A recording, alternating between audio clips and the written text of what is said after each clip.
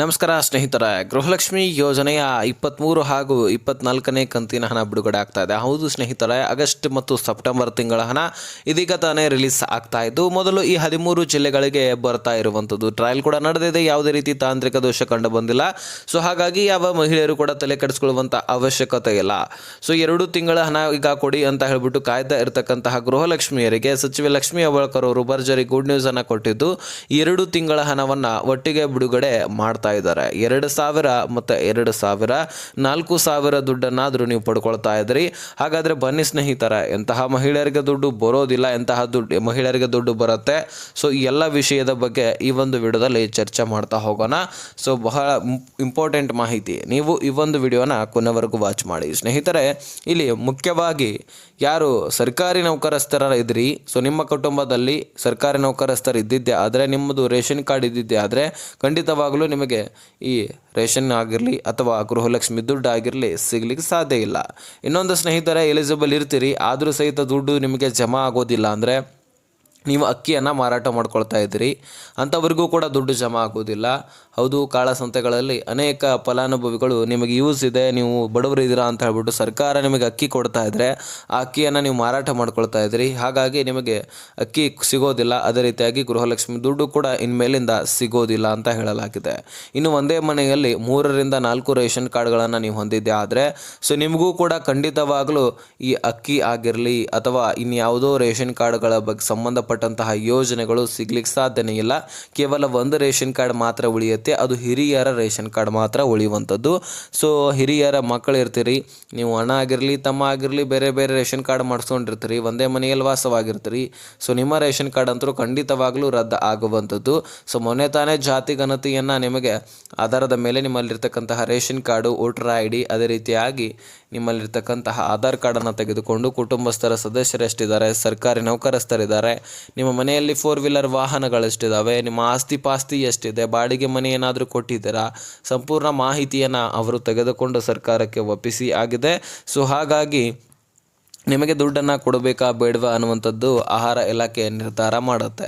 So ಈ ಎಲ್ಲ ರೂಲ್ಸ್ಗಳನ್ನು ಒಟ್ಟಾರೆಯಾಗಿ ಇಟ್ಕೊಂಡು ನಿಮ್ಮ ಖಾತೆಗಳಿಗೆ ದುಡ್ಡು ಜಮಾ ಮಾಡಬೇಕಾ ಅಥವಾ ಇಲ್ವಾ ಅನ್ನೋದರ ಬಗ್ಗೆ ಚಿಂತನೆ ನಡೆಸಿದೆ. ದೊಡ್ಡ ದೊಡ್ಡ ವಾಹನಗಳನ್ನು ಈಗಾಗಲೇ ಮತ್ತೆ ಖರೀದಿ ಮಾಡ್ತಾ ಇರ್ತೀರಿ, ಅದರಲ್ಲಿ ವೈಟ್ ಬೋರ್ಡ್ ಕಾರ್ ಇದ್ದಿದ್ದೆ ಆದರೆ ನಿಮಗೆ ಮತ್ತೆ ದುಡ್ಡು ಜಮಾ ಆಗ್ಲಿಕ್ಕೆ ಸಾಧ್ಯನೇ ಇಲ್ಲ. ಅನೇಕ ಆಸ್ತಿ ಪಾಸ್ತಿಗಳನ್ನು ಹೊಂದಿರ್ತೀರಿ, ಫೇಕ್ ಡಾಕ್ಯುಮೆಂಟ್ಸ್ಗಳಿಂದ ಏನಾದರೂ ನೀವು ರೇಷನ್ ಮಾಡಿಸ್ಕೊಂಡಿರ್ತೀರಿ ರೇಷನ್ ಕಾರ್ಡನ್ನು. ಇನ್ನು ವ್ಯಾಪಾರಗಳಲ್ಲಿ ಬೆಳವಣಿಗೆಯಾಗಿ GST fair, income tax fair ಈ ರೀತಿ ಕೂಡ ನಿಮ್ಮ ಬೆಳವಣಿಗೆ ಕೂಡ ಆಗಿರುತ್ತೆ. ಅಂಥವರಿಗೂ ಕೂಡ ಈ ದುಡ್ಡು ಹಾಕೋದಿಲ್ಲ ಅಂತ ಹೇಳ್ಬಿಟ್ಟು ಸ್ಪಷ್ಟಪಡಿಸಿರ್ತಕ್ಕಂಥದ್ದು ಆಹಾರ ಇಲಾಖೆ. ಸೊ ಬರೀ ಒಂದಲ್ಲ ಎರಡಲ್ಲ ಅನೇಕ ರೂಲ್ಸ್ಗಳನ್ನು ಹೊಸದಾಗಿ ತಂದು ನಿಮಗೆ ದುಡ್ಡು ಜಮಾ ಮಾಡಬೇಕೋ ಬೇಡವೋ ಅಂತ ನಿರ್ಧಾರ ಮಾಡಿ ಒಟ್ಟಾರೆಯಾಗಿ ಸರ್ಕಾರ ಈಗ ಬಹಳ ಮಹತ್ವದ ಒಂದು ಕ್ರಮವನ್ನು ಕೈಗೊಂಡು ಸರ್ಕಾರಕ್ಕೆ ಯಾವುದೇ ರೀತಿ ಲಾಸ್ ಆಗಬಾರದು, ಸರ್ಕಾರಕ್ಕೆ ಯಾವುದೇ ರೀತಿ ಆರ್ಥಿಕ ಹೊರೆ ಸುಮ್ಮನೆ ಬೀಳಬಾರ್ದು. ಈಗ ದುಡ್ಡು ಕೊಟ್ಟರೆ ಬಡವರಿಗೆ ಕೊಡಬೇಕು, ಶ್ರೀಮಂತರಿಗೆ ಕೊಟ್ಟು ಏನು ಉಪಯೋಗ ಅಂತ ಬಹಳ ಎಚ್ಚರಿಕೆಯಿಂದ ಆಹಾರ ಇಲಾಖೆ ಕೆಲಸ ಮಾಡ್ತಾ ಇದೆ. ಒಂದು ಬೆಟರ್ ಅಂತಲೇ ಹೇಳ್ಬೋದು, ಅದರಲ್ಲಿ ಏನು ತಪ್ಪಿಲ್ಲ. ಯಾರು ಎಲಿಜಿಬಲ್ ಇರ್ತಾರೋ ಅವ್ರಿಗೆ ಮಾತ್ರ ದುಡ್ಡು ಹೋಗಬೇಕು. ಸೊ ಒಂದು ಒಳ್ಳೆಯ ನಿರ್ಧಾರವನ್ನು ತೆಗೆದುಕೊಂಡು ಸೊ ಸಂಪೂರ್ಣವಾಗಿ ಡಾಕ್ಯುಮೆಂಟ್ಸ್ಗಳನ್ನು ವೆರಿಫಿಕೇಷನ್ ಮಾಡ್ತಾ ಇದೆ. ಸೊ ಇದು ಒಂದು ಕಡೆ ಆದರೆ, ಇನ್ನು ಉಳಿದಂತಹ ಎಲಿಜಿಬಲ್ ಇದ್ದಂತಹ ಫಲಾನುಭವಿಗಳಿಗೆ ದುಡ್ಡನ್ನು ಜಮಾ ಮಾಡ್ತಾ ಇದ್ದು, ಸೊ ಮೊದಲು ಈ 13 ಜಿಲ್ಲೆಗಳಿಗಾದರೂ ದುಡ್ಡು ಬರಲಿದೆ ಅನ್ನುವಂತಹ ಮಾಹಿತಿ ನಮಗೆ ದೊರಕಿರತಕ್ಕಂಥದ್ದು. ಅದರಲ್ಲಿ ಬೆಂಗಳೂರು ನಗರ ಮುಖ್ಯವಾಗಿ, ಅದರಲ್ಲಿ ಬೆಂಗಳೂರು ನಗರ ಕೂಡ ಮುಖ್ಯವಾಗಿ. ಯಾಕಂದರೆ ಈಗ ದುಡ್ಡು ರಿಲೀಸ್ ಆಯ್ತಪ್ಪ ಅಂದರೆ ಹಣಕಾಸು ಇಲಾಖೆಯಿಂದ ಮಹಿಳಾ ಮತ್ತು ಮಕ್ಕಳ ಇಲಾಖೆಗೆ, ಅಲ್ಲಿಂದ ಡೈರೆಕ್ಟಾಗಿ ಸುಮಾರು 35 ತಾಲೂಕು ಗ್ರಾಮ ಪಂಚಾಯತಿಗೆ ಹೋಗುತ್ತೆ. ಅದು ಬೆಂಗಳೂರು ನಗರ, ಬೆಂಗಳೂರು ಗ್ರಾಮಾಂತರ ಸುತ್ತಮುತ್ತ ಇರತಕ್ಕಂತಹ ಒಂದು ಗ್ರಾಮ ಪಂಚಾಯತಿಗಳು ಹೋಗುತ್ತೆ. ಹಾಗಾಗಿ ಅಲ್ಲೇ ಮೊದಲು ಟ್ರಯಲ್ ನಡೆಯುತ್ತೆ. ಅಲ್ಲಿ ಯಾವುದೇ ರೀತಿ ತಾಂತ್ರಿಕ ದೋಷ ಕಂಡು ಬರಲಿಲ್ಲ ಅಂದರೆ ಇನ್ನು ಹಲವಾರು ಜಿಲ್ಲೆಗಳಲ್ಲಿ ಕೂಡ ಒಂದು ಟ್ರಯಲ್ ನಡೆಯುತ್ತೆ. ಅದರಲ್ಲಿ ಮುಖ್ಯವಾಗಿ ಬೆಳಗಾವಿ ಮತ್ತು ವಿಜಯನಗರ, ಧಾರವಾಡ, ಯಾದಗಿರಿ, ಉತ್ತರ ಕನ್ನಡ, ದಕ್ಷಿಣ ಕನ್ನಡ, ದಾವಣಗೆರೆ, ಉಡುಪಿ ಈ ಒಂದು ಜಿಲ್ಲೆಗಳಲ್ಲಿ ಕೂಡ ಟ್ರಯಲ್ ನಡೆಯುತ್ತೆ. ಅಲ್ಲಿ ಯಾವುದೇ ರೀತಿಯಾದಂತಹ ತಾಂತ್ರಿಕ ದೋಷಗಳು ಕೂಡ ಕಂಡು ಬರಲಿಲ್ಲ ಅಂದರೆ ಸೊ ಮತ್ತೆ ಎಲ್ಲ ಒಂದು ಜಿಲ್ಲೆಗಳಿಗೆ ಒಂದು ಹಂತವಾಗಿ ಜಮಾ ಮಾಡಿ ಪ್ರತಿಯೊಂದು ಜಿಲ್ಲೆಗಳಲ್ಲಿ ಪ್ರತಿಯೊಂದು ಗೃಹಲಕ್ಷ್ಮಿಯರಿಗೆ ದುಡ್ಡು ಮುಟ್ಟುವಂತೆ ಜಮಾ ಮಾಡಿ ಕ್ಲಿಯರ್ ಮಾಡಿಬಿಡ್ತಾರೆ.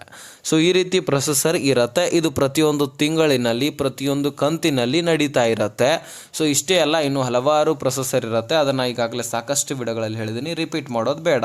ಸೊ ಇದು ಒಂದು ಕಡೆ ನಿಮಗೆ ನಾನು ತಿಳಿಸ್ಬೇಕಾಗಿತ್ತು. ಈಗಾಗಲೇ ಯಾರಿಗೆ ಜಮಾ ಆಗಿಲ್ಲ ತಲೆ ಕೆಡಿಸ್ಕೊಳ್ಬೇಡಿ, ಜಮಾ ಆಗ್ತಾ ಇದೆ, ಈಗ ಪ್ರಾರಂಭವಾಗಿದೆ.